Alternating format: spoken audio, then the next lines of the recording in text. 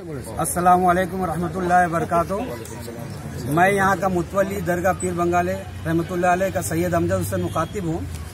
ये दरगाह की जमीन जो वक्फ प्रॉपर्टी है, जिसका के गज़िट है मेरे पास, पानी है, मुंतखबा भी है, और उसके बावजूद लोग बोल रहे हैं कि ये वक्फ बोर्ड की जमीन नहीं है।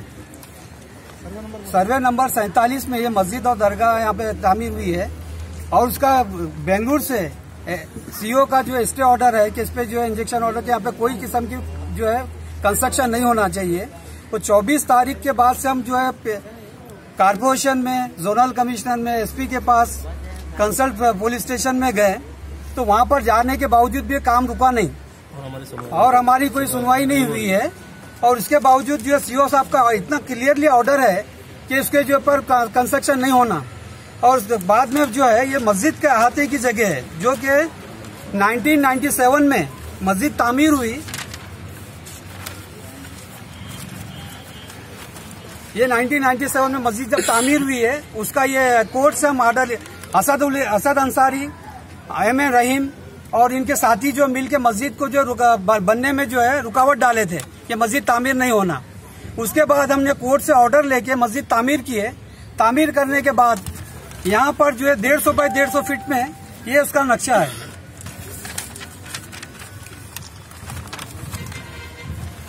ये उसका नक्शा है दरगाह और मस्जिद के अहाते की जगह का। और यहाँ पे दरगाह शरीफ का बोर्ड लगा हुआ था, this property belong to Dargah Hazrat Pir बंगाले Waqf property, survey number 47। ये बोर्ड निकाल के कंस्ट्रक्शन काम शुरू किए हैं। एक रोड पे बोर्ड था, एक यहाँ पर था। दोनों बोर्ड का जो है निकालने के बाद नहीं हुआ। अभी कल के इसमें बोल रहे हैं कि भाई ये वक्फ प्रॉपर्टी नहीं है, जबकि पानी में ये उसका बोर्ड लगा हुआ ये है, और इसका फेंसिंग भी करे हुई थी, रोड की तरफ पे पोल्स लगे हुए हैं। और उसके बाद में बोल रहे हैं कि भाई ये वक्फ प्रॉपर्टी नहीं है, तो उनको साबित करना है कि वक्फ प्रॉपर्टी कैसे नहीं है। और ये जो अभी जो सेल डीड बनाए हैं, जबकि इसमें कोर्ट में केस चल रहा है 2016 से एक्ट 54 में उनके खिलाफ, तो उसके बावजूद जो गिफ्ट रजिस्ट्री कैसे होती है। और वो दूसरे कई लोग आए लेकिन खरीद नहीं सके। अभी रफीक खान साहब जो है अपने भाई के लई खान के साथ रजिस्ट्री कराए है, वो खरीदे फिलवक्फ प्रॉपर्टी, ऐसा सुनने में आया है। तो इस पे जो है कानूनी तौर पे कार्रवाई होना चाहिए। और वक्फ प्रॉपर्टी ना मैं बेच सकता हूँ, ना कोई खरीद सकता है। और जब नूरजहां बेचे हैं तो किस बेस पे बेचे वो, जबकि वो हमारी बड़ी माँ है और हमारे वालिद साहब, हमारे ताया के बाद हमारे वालिद साहब मुतवल्ली बने, उनके बाद मैं बना हूँ। ना मुझे इख्तियार है, ना हमारी बड़ी माँ को इख्तियार है कि जो अभी तो फिर वो इंतकाल हो गया उनका 2013 में, किस तरह से वो सेल डीड करे और कैसा बेचे वो, उसका आप लोग जो है इंक्वायरी करके मालूम करें। वक्फ बोर्ड का ऑफिसर भी जो है उनकी इंक्वायरी करेंगे। फिलवक्त हमारा केस है 24 जुलाई को जो है बेंगलुरु में केस है, ये एक्ट 54 में।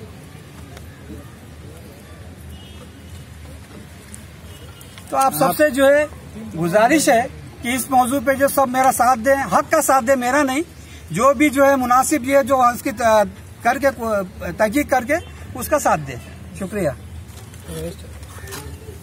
पटेल साहब बोलिए।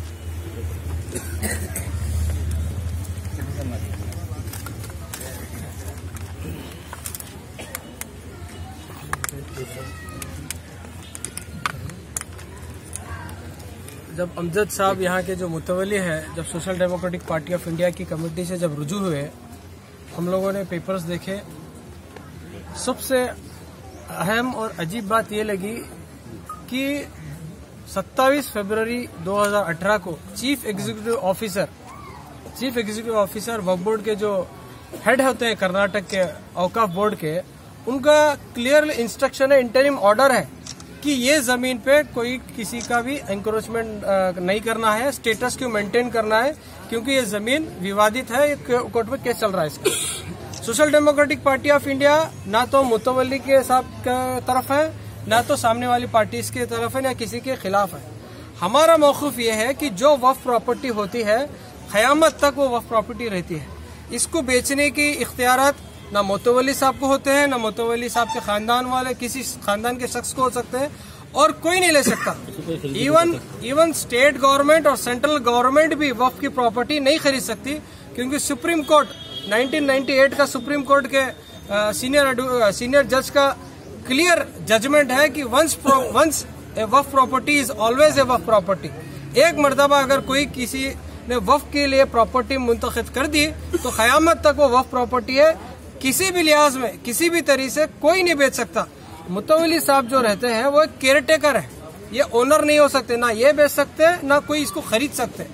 अब यहाँ पर हमारा social democratic party of India का स्टैंड यही है कि जब तक कोर्ट का फैसला नहीं आता ये जमीन किसकी है, ये ना मुतवल्ली साहब की जमीन है, ना तो ये सामने वाले जो जहूर खान साहब है उनकी जमीन है, जहीर खान साहब की जमीन है। चीफ एग्जीक्यूटिव ऑफिसर बैंगलोर का इंटरिम ऑर्डर जो है कि स्टेटस क्यों मेंटेन करना है, और पुलिस रोजा पुलिस स्टेशन का पुलिस इंस्पेक्टर का भी 21 फरवरी को उनका भी पुलिस इंस्पेक्टर का उनका भी नोटिस है कि स्टेटस क्यों मेंटेन करना है। वो स्टेटस क्यों मेंटेन करने के बावजूद भी यहाँ पर बोरवेल खुदाएगा, फिर बाद में बाउंड्री वॉल बनाई गई, फिर बाद में गेट भी बनाया गया जो कि इंटरिम ऑर्डर के खिलाफ है। फैसला किसके हक में आता है हम उसको तस्लीम करना है, चाहे वो जहीर खान साहब के फेवर में आए चाहे इनके फेवर में। एट प्रेजेंट हमारा गुलबर्गा के तमाम लोगों का और खासकर social democratic party of India का ये मानना है कि ये चीफ एग्जीक्यूटिव ऑफिसर वक्फ बोर्ड का इंटरिम ऑर्डर है कि स्टेटस को मेंटेन करना चाहिए था, ये मेंटेन नहीं हुआ। तो इसके सिलसिले में जो जो लोग इस इंटरिम ऑर्डर के खिलाफ गए हैं, चाहे वो गुलबर्गा वक्फ बोर्ड के डिस्ट्रिक्ट ऑफिसर्स हैं या पुलिस ऑफिसर्स हैं या खुद पार्टी जो इन्वॉल्व है, अगर इसके खिलाफ अगर गए हैं तो इनके ऊपर कानूनी कार्रवाई होनी चाहिए। क्योंकि social democratic party of India सिर्फ खाली यहाँ पर कल हम पर यह भी इल्जाम लगाया गया कि हम पॉलिटिक्स कर रहे हैं। अगर पॉलिटिक्स हमें करना होता तो जनवरी में ये मामला हमारे सामने आया, जनवरी में कर सकते थे, फरवरी में कर सकते थे, ज्यादा को मार्च में क्यों करें। और आज यहाँ का जो प्रोटेस्ट जो हम ऐलान किए हैं कोई सोशल मीडिया में हम लोग ऐलान नहीं किए। हमारा मतलब सिर्फ और सिर्फ वक्फ बोर्ड की प्रॉपर्टी को बचाना है, सिर्फ गुलबर्गे की वक्फ बोर्ड प्रॉपर्टी नहीं, मैसूर की, बेंगलुरु की,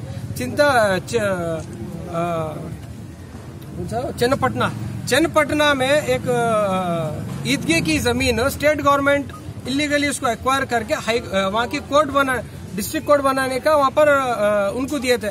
हम लोग वहाँ के वहाँ की कोर्ट और स्टेट गवर्नमेंट के खिलाफ जाकर हम केस लड़ रहे हैं। हमारा स्टैंड क्लियर है पूरे एसडीपी का। वक्फ बोर्ड की जो प्रॉपर्टी है वो वक्फ बोर्ड की मिल्कियत है, वो उसको कोई ना खरीद सकता है ना उसको बेच सकता है। तो लिहाजा इस पे अगर राजनीति हो रही है, ये हो रही है, वो हो रही है, तो गुलबर्गा के अवाम सबको मालूम है कि एसडीपी क्या है, हमारा स्टैंड क्या होता है, किस कामों में हम लोगों के इन्वॉल्व होते हैं। तो ये चीज क्लियर है।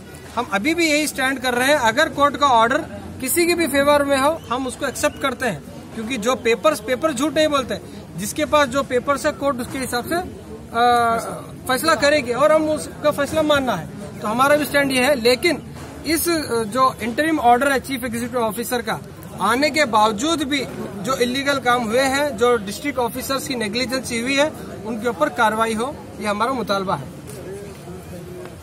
शुक्रिया।